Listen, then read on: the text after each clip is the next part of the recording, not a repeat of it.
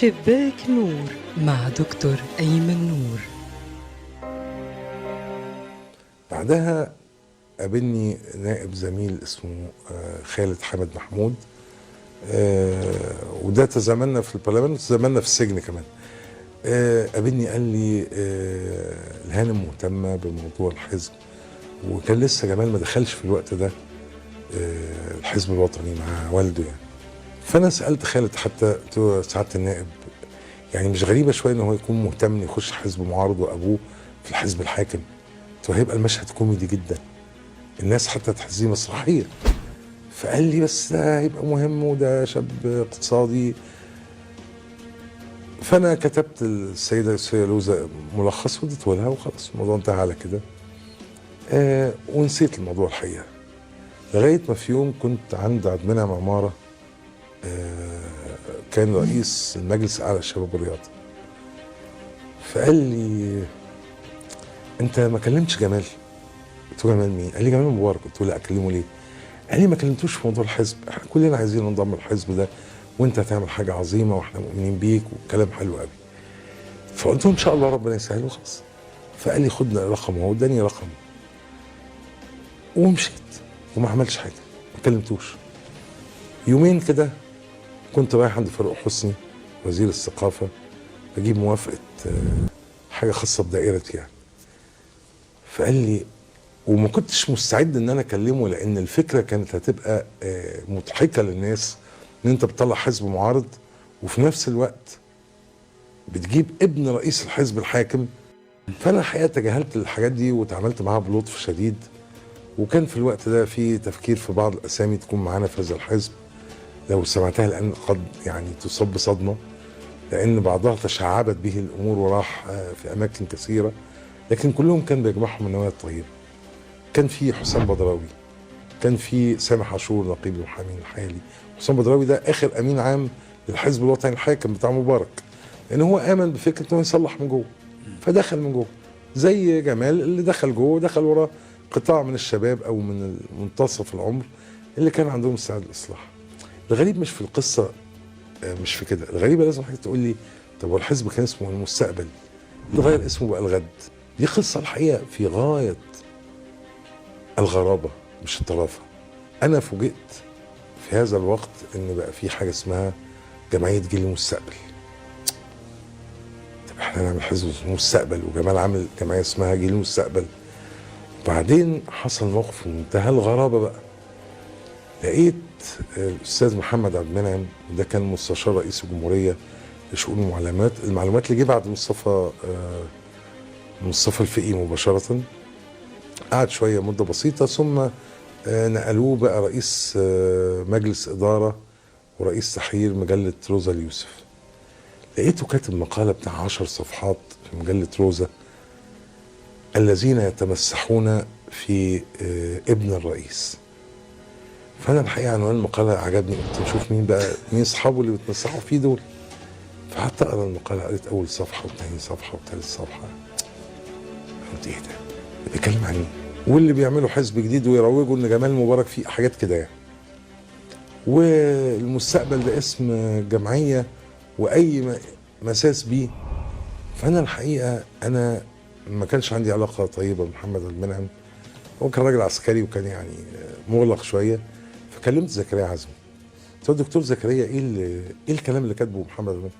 قال لي انا توقعت انت هتكلمني في الموضوع ده، كان لسه معايا في نادي هليوبلس بنتمشى. قلت له ايه الكلام اللي انت جبته ده؟ ده اسامه البازل اللي اداله الكلام ده. اسامه البازل اللي كان المربي المكلف برعايه مشروع جمال في وقت من الاوقات. بس اسامه البازل راجل محترم وراجل صادق، يعني لا اظن هو يتورط في مثل هذا يعني. فالحقيقه كلمت اسامه البازل ومر عليا وتمشينا في منطقه الزمالك مثلا حوالي 3 ساعات عشان افهم منه ليه هذا المقال. وتبين ان هذا المقال كان بناء على طلب احد الجهات الامنيه للفصل بين مشروعين، مشروع ايمن نور ومشروع جمال مبارك. فلازم نبدا المعركه مع ايمن نور ونفترض ان ايمن نور هو اللي كان جاي ياخد مشروعنا، مش احنا اللي سرقنا اسمه. فقلت له احنا في المشي على النيل في الزمالك، قلت له اقول لك حاجه، المستقبل ايه ده؟ المستقبل ده لسه بعيد. وكانت بقى بداية الغد من هنا ان ده مشروع حزب متمرد على اللي شفناه في الوفد في الوقت ده، متمرد على نظام كان بدأ الفساد والتوريث يضرب في كل جوانبه، ومتمرد على قوة سياسية بتهاد النظام وبتلعب في حجره. طب انا هضحكك على حاجة ويا رب اقدر الاقي لك المشهد ده على الفيديو. قبل ما نقدم حزب الغد، الحكومة قدمت برنامج الحكومة، فأنا طلعت على منبر البرلمان وقلت وأنا أقدم برنامج الغد في مواجهة برنامج الحكومة. قدمت برنامج حوالي 500-600 صفحة حجمه. فخرج رئيس الوزراء في هذا الوقت كان الدكتور عاطف عبيد رحمة الله عليه، وبالمناسبة ده ليه علاقة بولادة الدكتور خميس حميدة، لأن الدكتورة نجد حميدة زوجة الدكتور عاطف عبيد هي بنت الدكتور خميس حميدة اللي هو كان من قيادات جماعة الإخوان المسلمين. وهي راوت الحكاية دي في يوم من الأيام في لقاء في مجلس الوزراء أمام كل الحضور، قالت جد أيمن نور ده كان تاريخه كذا كذا كذا، وكان حاضر الاجتماع ده بالصدفة الدكتور محمد مرسي. فأنا قدمت برنامج حزب في مواجهة برنامج الحكومة، فوقف الدكتور عاطف عبيد يقول الحقيقة هذا البرنامج الرائع احنا هندرسه ونتعاون معاكم ونصل الى نتائج مشتركه، واحنا بنشكر حزب الغد. لدرجه انا قلت لهم يا جماعه احنا حركه اكثر مننا حزب. مفيش كده عقد اجتماعي، مفيش اتفاق، مفيش تفاهم بيننا وبين الحكومه. ايه برنامجكم الاصلاح السياسي؟ عايزين برنامج واضح ومحدد وصريح. ايه بقى اللي احنا ينبغي ان نقبله؟ الحقيقه انا شخصيا بقول للدكتور عاطف عبيد كل سنه بنجيب له مشروع برنامج ونقول له ده برنامج بديل ودي افكارنا، والحقيقه بيستقبلنا افضل استقبال ويقول نجلس ونتحاور. لكن هذه النزعه التحاوريه الحقيقه بتنتهي بعد هذا الباب مباشره ولا نسمع عنها تاني. فاحنا برضو الحقيقه برضو مصدقينه ومصرين نصدقه، واحنا عدنا له كحركه الغد الليبرالي وهي حزب تحت تاسيس دراسة بديلة لبرنامج الحكومة في 600 صفحة. بنتمنى لو الدكتور عاطف عبيد أرى صفحة واحدة فقط منهم تكفينا، وهي التي تخص إصلاح سياسي. يا دكتور عاطف، لا يمكن نكون في وطن سنة 2004 بنتكلم عن الإصلاح السياسي وإحنا بنلعب الكرة في الشارع وبنتظاهر في الاستاد، والعالم كله بيتظاهر في الشارع وبيلعب الكرة في الاستاد، ونقول احنا عندنا اصلاح سياسي.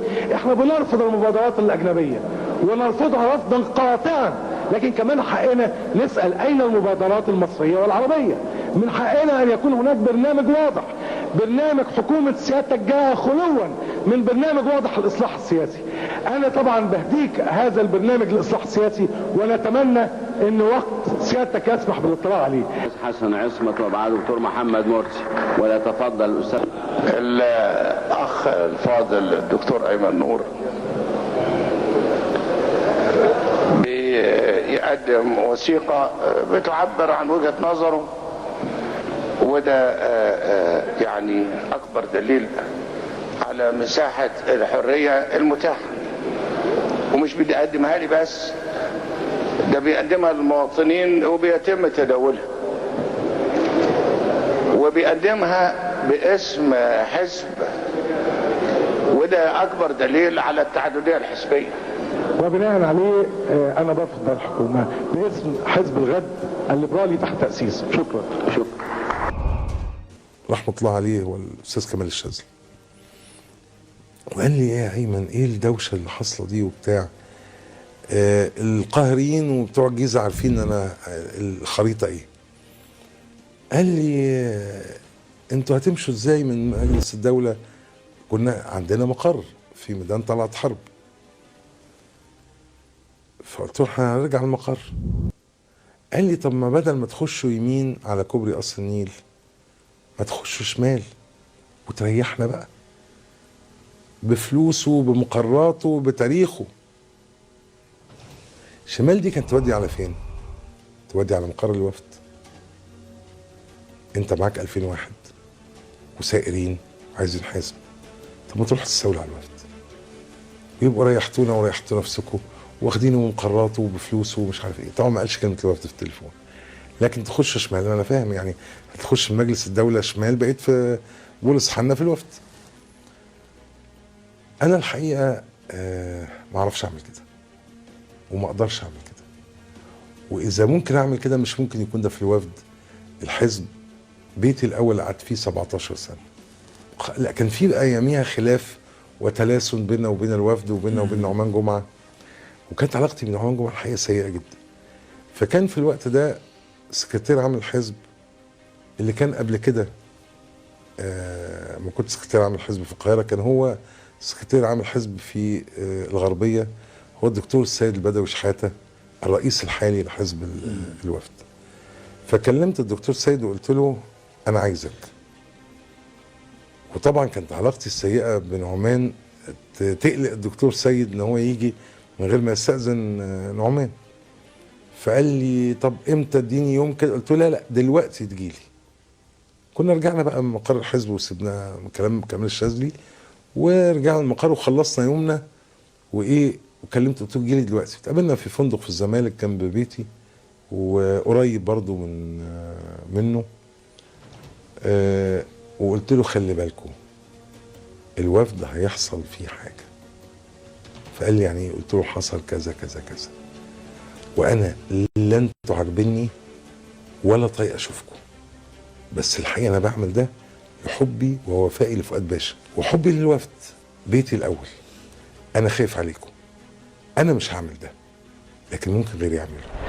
اول خروج للحزب الحقيقه حصل رد فعل سياسي واسع.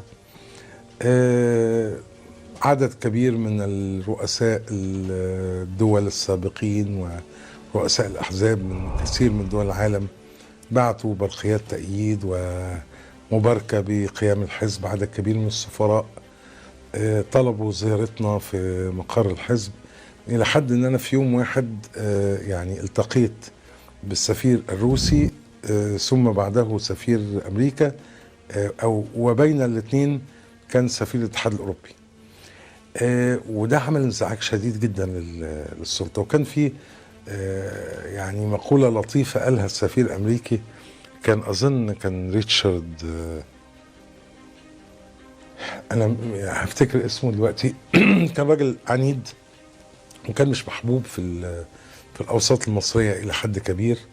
وبعد كده هو انتقل بقى مساعد وزير الخارجية في زمن كونداليزا رايس دونالدز، ولا مش متذكر اسمه دلوقتي. فجي قال مقولة لطيفة جدا، قال يعني أنا أنقل تحية أكثر سفير مكروه في مصر إلى أكثر سياسي محبوب في مصر. فكانت جملة لطيفة قالها لي بعدها بساعات قليلة كمال الشاذلي، كان عندنا جلسة في البرلمان فرحت، فقال لي أهلا بأكثر سياسي محبوب في مصر. ففهمت ان اللقاء يعني كان على الهواء. وانا نازل كان الدكتور محمد مرسي كان بيقعد في الكرسي اللي ورايا مباشره. وانا نازل اروح على مقعدي في الجزء المخصص المعارضه بتاعنا، فهو الكرسي اللي قبلي وانا نازل، وانا اللي بعده في الصف الاول من الكتله بتاعه المعارضه. وانا نازل عديت على الدكتور محمد، يعني كان معنوياتي مرتفعه بسبب ظهور الحزب ورد الفعل الواسع. فعديت على الدكتور محمد وطيت عليه وكنا بنتكلم في موضوع ملوش علاقة ربما بأي حاجة يعني. وقعدت، فكمال الشاذلي قاعد يحاول يعني يخاطبني كده بطريقة لطيفة، عايز يعرف ايه اللي حصل. بعد ما بقى الدكتور محمد رئيس جمهورية فكنا في جلسة خاصة كده بيني وبينه، فقال لي انت فاكر يوم ما كان عندك السفير الامريكي في الحزب زاركو وكان سفير روسيا وسفير الاتحاد الاوروبي؟ قلت له اه. قال لي فاكر وانت نازل، انا الحقيقه ما كنتش متذكر قوي الواقعه، قال لي وانت نازل جيت وطيت عليا وكلمتني في حاجه كده. فقلت له اه مظبوط. قال لي ما تعرفش كمال الشاذلي قعد معايا ساعه يحاول يجرجر مني جمله، يقول لي قول لي بس كان ايه اللي حصل، قال لك ايه، طب حكى لك ايه. فكان الحقيقه الموضوع كان شاغل اطراف كثيره جدا. عملنا المؤتمر التاسيسي في اكتوبر 2004 وكان مؤتمر ضخم جدا في قاعه خوفو، حضروا 3000 شخصيه. فوجئنا واحنا اثناء المؤتمر وزراء سابقين زي كان وزير اسكان اظن صلاح حسب الله كان وزير اسكان، جه قدم استمارة عضوية في المؤتمر، وزير اسكان سابق يعني. فضلا عن اسامي كبيره دخلت الحزب، كان دكتوره منى مكرم عبيد سكرتير عام الحزب، كان السفير ناجي الغطريفي نائب رئيس الحزب، هشام قاسم، اسامي الحقيقه كلها كانت لامعه في المجتمع. وبدات فكره ان يكون هناك حزبين لهم تاثير في منافسه. وكان الكلام في الوقت ده الناس في مصر بتسمي الاحزاب باسامي اشخاصها، يقول لك هي المعركه اللي جايه بين حزب جمال مبارك اللي هو مش حزب جمال مبارك، اللي هو حزب الوطني اللي رئيسه والده، وحزب ايمن نور. وده اذكى روح المنافسه اللي الناس كانت مفتقداها حتى نفسيا، ان هم يحسوا ان في امل ويبقى في طرفين. قعدنا يا سيدي الفاضل بالظبط 90 يوم، وبعد 90 يوم قبض علي واعتقلت بقرار غريب جدا. في مثل دولنا قصة القانون والحصانة والدستور ده كلام عبثي. أنا اعتقلت من داخل البرلمان في يوم ليس له بداية ولا نهاية، ولا أقدر أسميه يوم إيه، لكن هو الحقيقة يوم تعيس من أيام مصر. كان يوم الجمعة 27 يناير. كنت أنا والدكتورة منى مكرم عبيد في مؤتمر في دمياط، والدكتورة منى يعني كانت أخت كبيرة بالنسبة لي، وهي أستاذة علوم سياسية في الجامعة الأمريكية وفي أكثر من جامعة دولية، وسيدة فاضلة يعني. فيوميها احنا راجعين 3 صباحا من رحلتنا، كنا بنؤيد أحد المرشحين في انتخابات تكميلية في راسكور دمياط. وهي بتسلم عليا وأنا بنزلها وهي بيتها جنب بيتي يعني، لقيتها بتكلمني بصيغة المودع. فأنا استغربت جدا، يعني ده مش في طبيعة العلاقة اللي بيننا هذا الإحساس الغريب. في هذا اليوم كان حصل أن الدكتور فتحي سرور رئيس المجلس كان في إيطاليا في مؤتمر، فاتصل بيه الرئيس مبارك وطلب منه أن يعود فورا من إيطاليا. فرجع فتحي سرور، وصل الساعة 12 بالليل إلى بيته في القاهرة في جاردن سيتي.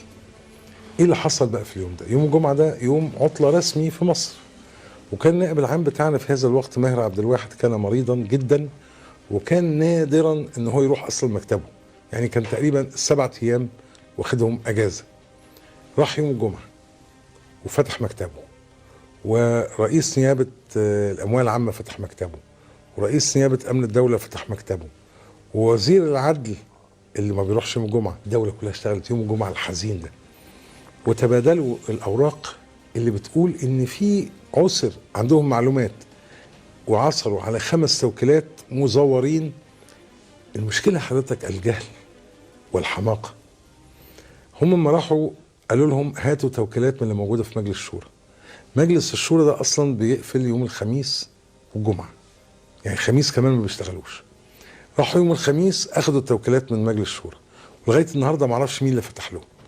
وفي المحكمة قلت الكلام ده 100 مرة، يا جماعة حد يقول لي مين اللي فتح يوم الخميس، مين اللي سلمكم التوكيلات. هم عملوا ايه بقى حضرتك؟ اخدوا اول 5 توكيلات على الوش الرابطه وزوروهم وحطوا المزور وقطعوا السلم. ما خدوش بالهم بقى ان ال5 اللي اخدوهم في الاول دول وانا لا يجوز اصلا ومفيش منطق ان انا ازور توكيل نفسي، لاني اصلا مش مضطر ان انا اوثقه.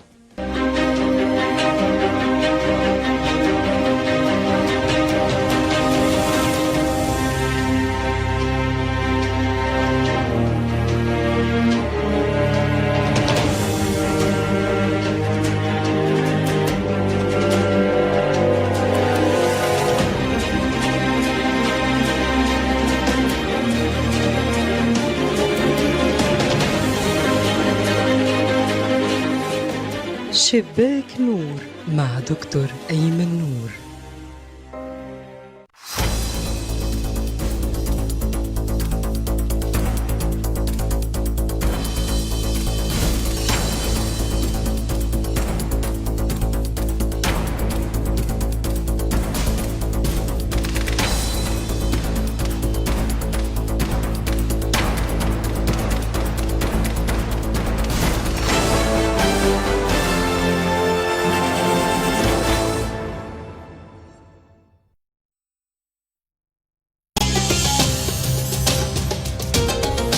التالي.